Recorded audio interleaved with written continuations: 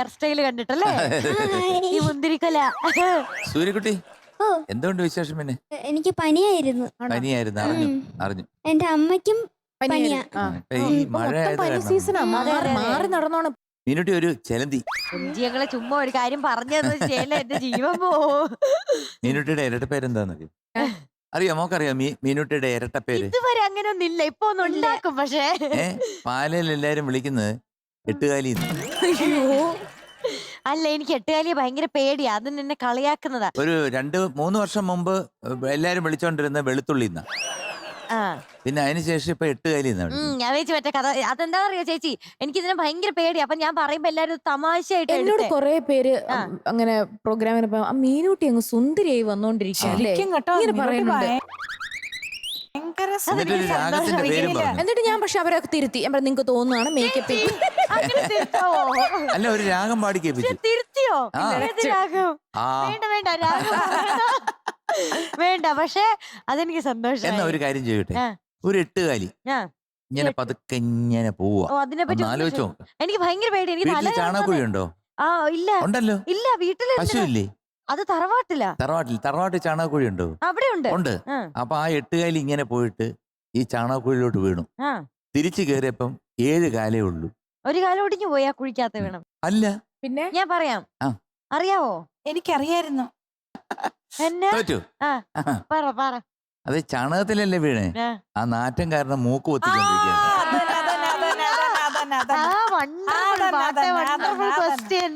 മക്കളെ ഏതാടാ പാടുന്നേ?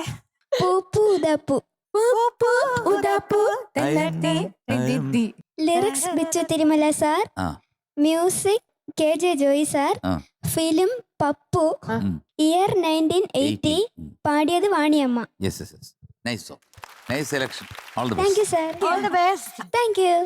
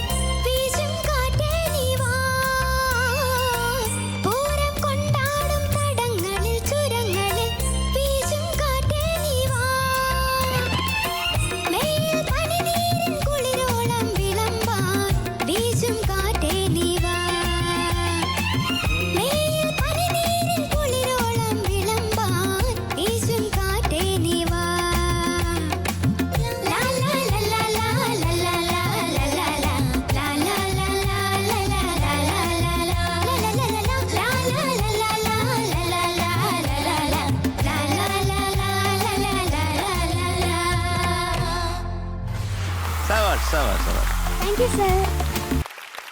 So, today we are giving you 98 out of 100. Thank you, sir. ആടി ഒരു പപ്പു പൂക്കുറ്റി.